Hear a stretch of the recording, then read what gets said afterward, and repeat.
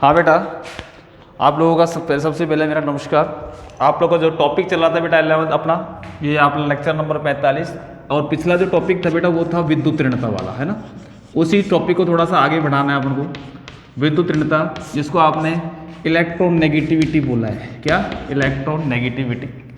फिर इलेक्ट्रोनेगेटिविटी क्या होती है, मैंने आपको पिछले वीडियो में बता दी कि किसी सहसंयोजक बंध में है, किसी सहसंयोजक बंध में सहसंयोजी इलेक्ट्रॉन युग्म को किसी एक परमाणु के द्वारा अपनी ओर आकर्षित करने की जो क्षमता है ना, उसी को क्या बोलोगे आप लोग? विद्युत ऋणता बोलेंगे। जैसे मैं वापस बता देता हूँ बेटा, ए और बी, यहाँ पर ए की विद्युत ऋणता बी से क्या है? कम है। ए की कम है तो ये सहसंयोजक बंध किसकी ओर आकर्षित रहेगा? बी परमाणु की ओर। और ए पर आता है बेटा आंशिक धनावेश और इसके ऊपर आ जाता है बेटा आंशिक ऋणावेश। जैसे एग्जाम्पल भी लिया था मैंने आपको HCl का। फिर मैंने आपको बताया था इसकी विद्युत ऋणता 2.1 है और इसकी कितनी है बेटा? 3 है। अब 2.1 की तुलना में 3 अधिक होती है। अधिक होने के कारण ये जो बंध है किसकी ओर आकर्षित रहेगा? Cl परमाणु के, इसलिए यहाँ पर आंशिक धनावेश आता है या आंशिक ऋणावेश आता है। तो फिर मैंने आपको कुछ तत्वों की विद्युत ऋणताएं आप लोगों को बताई थी कि मैंने बेटा कम से कम इनको आपको याद रखना है। प्लस डेल्टा का मतलब आंशिक धनावेश हुआ और माइनस का आंशिक ऋणावेश हुआ। फिर उसके बाद अगला जो टॉपिक था मैंने कहा था कि बेटा विद्युत ऋणता, विद्युत ऋणता ज्ञात करने के मापक्रम। और मापक्रम में मैंने आपको बताया बेटा नंबर वन बताया था मैंने बेटा पोलिंग मापक्रम। क्या? पोलिंग मापक्रम। अब इस पोलिंग मापक्रम में केवल सूत्र आपको लिखना है कि बेटा क्या कहने का मतलब है कि भाई माना कोई दो परमाणु ए और बी है, उनके मध्य यदि अपन कहें कि भाई इसको पोलिंग मापक्रम का यदि सूत्र देना चाहें तो डेल्टा ई बराबर यहाँ पर ई और ए बी होगी क्या? माइनस ई, और उसके बाद अपन ये कहेंगे कि भाई ई ए माइनस नहीं इंटू ये बंद लगाया बी की घात 1/2। और ये जब आप ये सूत्र रोलोगे तो ये पोलिंग मापक्रम का बेटा सूत्र है। और पोलिंग माप में ए बराबर क्या है? ए बराबर एक परमाणु की विद्युत ऋणता और यहाँ पर बी दूसरे परमाणु की विद्युत ऋणता है बेटा। ठीक है बेटा, तो यहाँ पर ए और बी परमाणु, तो इस हिसाब से आप लोग पोलिंग मापक्रम की सहायता से आप लोग विद्युत ऋणता का मान अपना क्या ज्ञात कर सकते हैं। दूसरा मापक्रम मैंने आपको बताया था बेटा, कौन सा दूसरा नामकरण बेटा? क्या? मूलीकन। क्या?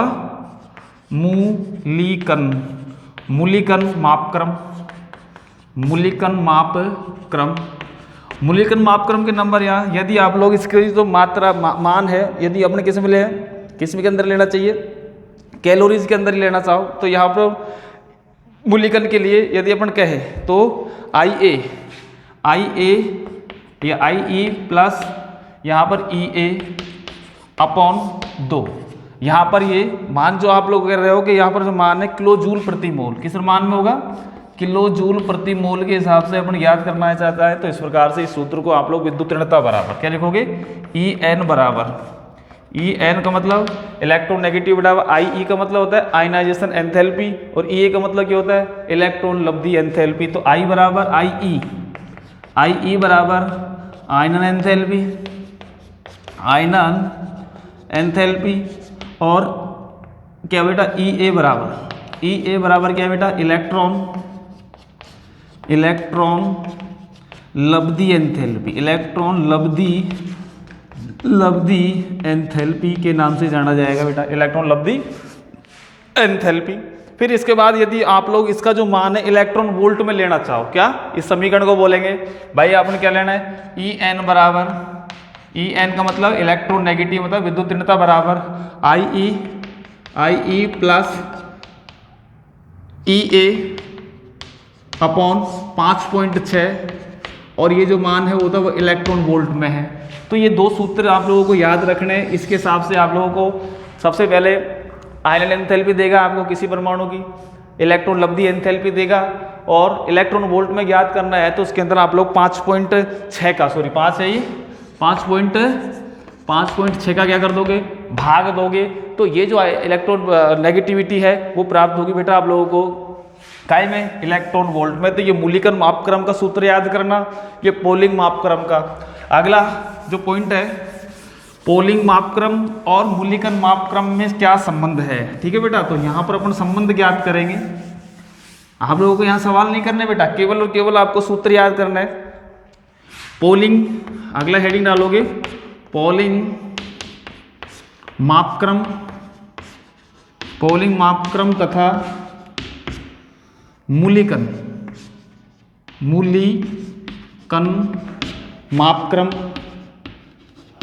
मापक्रम में संबंध। तो यहां पर एक्स पोलिंग बराबर एक्स मूल्यांकन, एक्स पोलिंग बराबर एक्स मूल्यांकन बटा यहाँ पर होगा बेटा 2.8 कितना बटा 2.8। तो ये संबंध होगा आप लोगों का। तो फिर इसके बाद अगला जो ये संबंध याद रखना, पोलिंग मापक्रम और मूल्यांकन मापक्रम में ये संबंध है, एक्स पोलिंग बराबर एक्स मूल्यांकन अपॉन 2.8 अंतर दोगे, ठीक है बेटा। नेक्स्ट जो पॉइंट है वो होगा बेटा तीसरा मापक्रम, कौन सा, ऑल रेड रेसिंग, ऑल रेड रोसो मापक्रम, ऑल रेड रोसो मापक्रम। और ऑल रेड रोसो मापक्रम जो है बेटा किसके, ये प्रभावी नाभिकीय आवेश, ये यहाँ लिखोगे ये प्रभावी नाभिकीय आवेश पर निर्भर करता है बेटा, निर्भर करता है किस पर, प्रभावी नाभिकीय आवेश। अपन जानते हैं प्रभावी नाभिकीय आवेश, आपको मैंने बताया था बेटा कि जेड इफेक्टिव होता है, जिसको प्रभावी नाभिकीय आवेश बोलोगे, बराबर मैंने आपको बताया जेड माइनस सिग्मा है। तो यहाँ पर जो नाभिकीय आवेश है उसको जेड बोलोगे, सिग्मा क्या चीज़ है, परिरक्षण प्रभाव है, मतलब परिरक्षण प्रभाव को प्रभाव घटा दोगे किसमें से, जो नाभिकीय आवेश है उसमें घटाओगे, तो जो शेष टोटल बचा उसी को प्रभावी नाभिकीय आवेश के नाम से जाना जाएगा।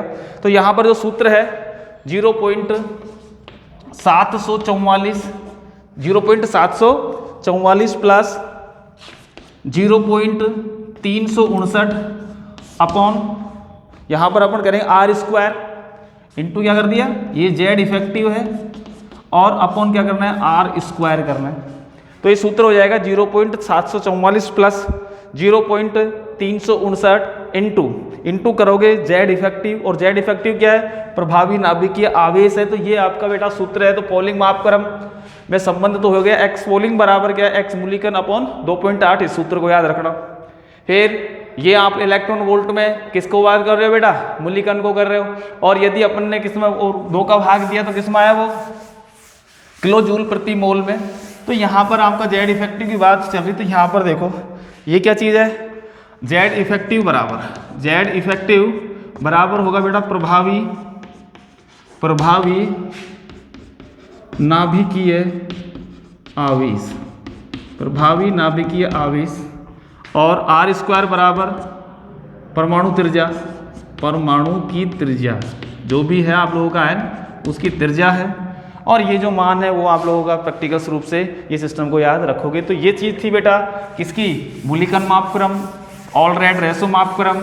और उसके बाद आपको मैंने क्या बताया है, उसके बाद लास्ट में आप ऑल रेड रेशो हो गया, जो जेड इफेक्टिव पर डिपेंड करने वाला है।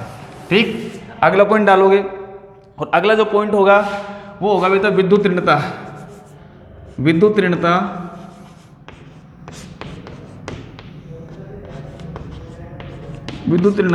की आवर्तीता,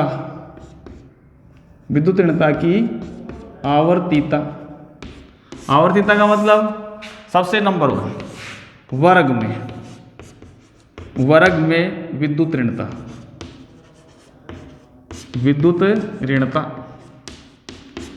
ठीक है बेटा। तो जब वर्ग में ऊपर से नीचे, जब वर्ग में ऊपर से नीचे चलते हैं तो नाभिकीय आवेश घटता है जिसके कारण विद्युत ऋणता का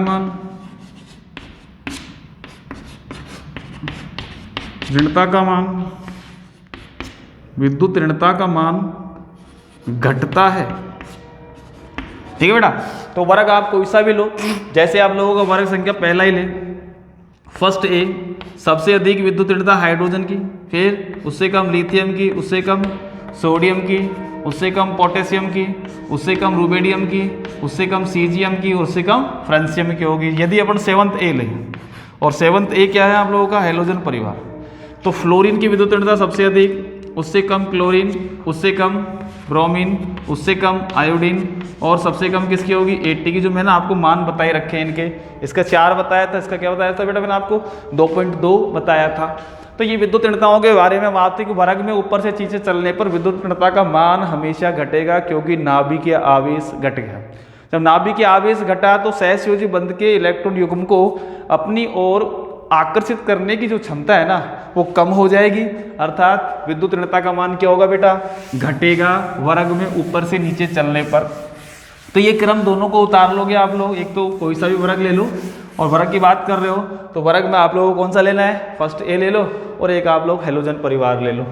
सबसे कम विद्युत ऋणता जो होती है अक्रिय गैसों की होती है, ध्यान रख लेना। फिर उसके बाद अपन क्या कहना? आवर्त की बात कर रहे बेटा। आवर्त में क्या करना है बेटा? एक आवर्त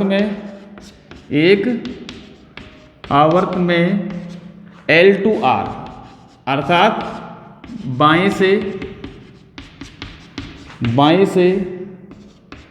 दाएं चलने पर नाभिकीय आवेश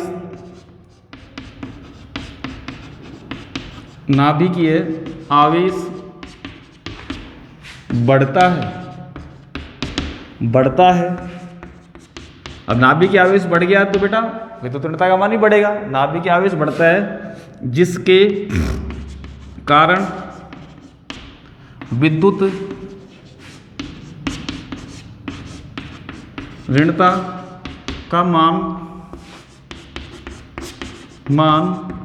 बढ़ता है बेटा।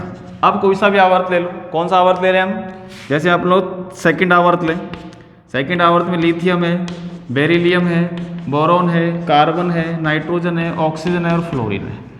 तो सबसे अधिक विद्युत ऋणता किसकी हुई बेटा? फ्लोरीन की। और यहाँ कौन आएगा सेकंड आवर्त का? आप लोग यहाँ ले लो, कौन?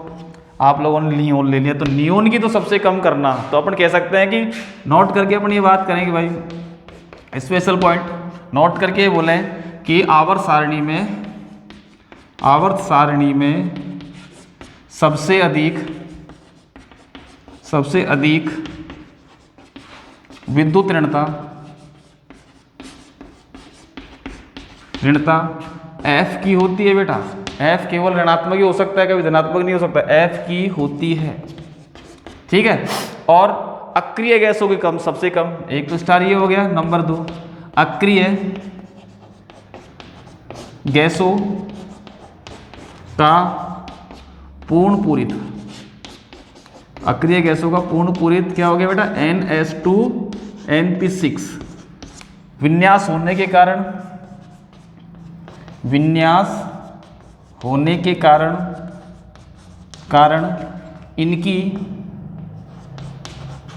इनकी विद्युत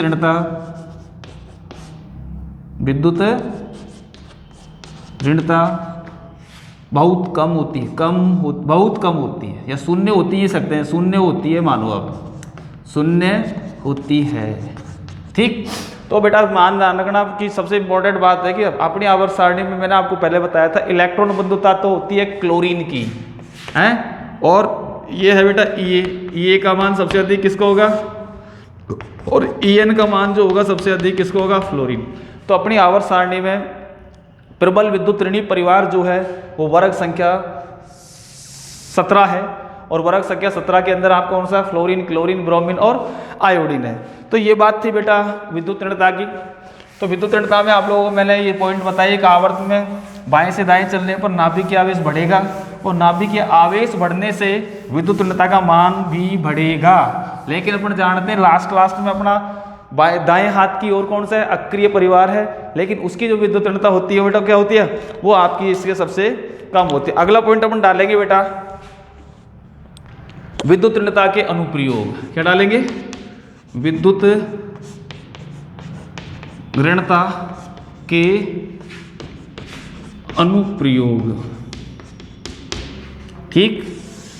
नंबर 1 बंध की प्रकृति। बंध की प्रकृति, एक बात ध्यान रखना, जब विद्युत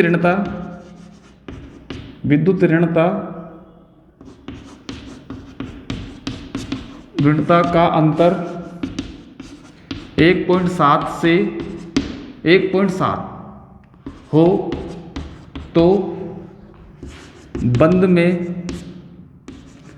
50% सहसंयोजक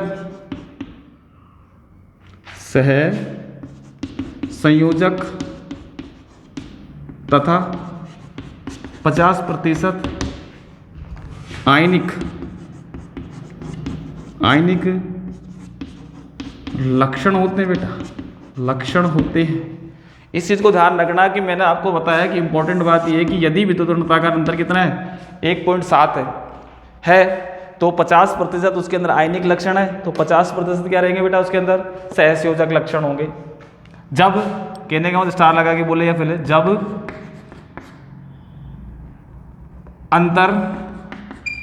अंतर 1.7 से अधिक हो तो, जब अंतर 1.7 से क्या होगा अधिक हो तो उसमें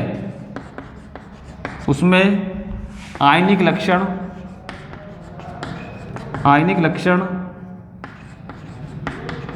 अधिक व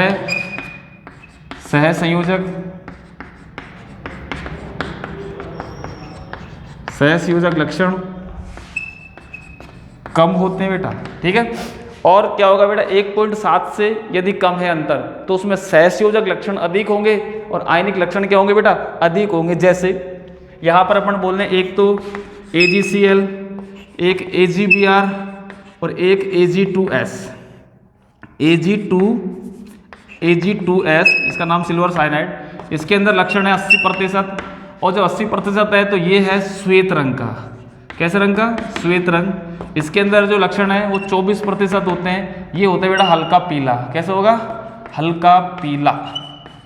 और इसके अंदर जो लक्षण है केवल 4% होते हैं, इसलिए इसका रंग जो होता है काला होता है। तो बेटा कहने का मतलब है कि 80% यदि आयनिक लक्षण है, आयनिक लक्षण जैसे जैसे बढ़ेंगे किसी भी यौगिक की जो कलर है ना वो बढ़ेगा, सॉरी घटेगा। जैसे 80% आयनिक लक्षण है AgCl के अंदर, इसका नाम है सिल्वर क्लोराइड, तो इसका जो रंग होता है वो कैसे होगा, श्वेत है। अब AgBr जैसे नीचे आए तो उसके अंदर आयनिक लक्षण आते हैं बेटा 24%, जो 24% है तो उसका रंग होता है हल्का पीला। और Ag2S की बात कर रहे हैं तो उसके अंदर आयनिक लक्षण केवल 4% होते हैं और ये इसके कारण इसका रंग जो होगा वो काला रंग है। कैसे होगा बेटा, काला रंग। तो बेटा ध्यान रख लेना, जब विद्युत ऋणता का अंतर 1.7 हो तो बंध में 50% आयनिक और 50% सहसंयोजक रहेंगे। जब विद्युत ऋणता का अंतर 1.7 से अधिक है तो उसमें आयनिक लक्षण अधिक, सहसंयोजक कम। और जब विद्युत ऋणता का अंतर 1.7 से कम है तो सहसंयोजक लक्षण अधिक और आयनिक लक्षण कम होंगे। तो ये थी बेटा थोड़ा सा अनुप्रयोग, विद्युत ऋणता के अनुप्रयोग नंबर 1। और इसके बारे में आप लोग अच्छी तरह से बता सकते हैं अब कि कोई भी बंध सहसंयोजक 100% नहीं हो सकता और कोई भी बंध 100% आयनिक नहीं हो सकता। इस चीज को ध्यान रख लेना। अगला जो टॉपिक होगा वो बेटा प्रतिशत आयनिक लक्षण ज्ञात करने की कुछ सूत्र है, वो हैनी तथा स्माइथ ने दिया था, वो मैं आप लोगों को फिर अगले नेक्स्ट वीडियो में बताऊंगा। धन्यवाद।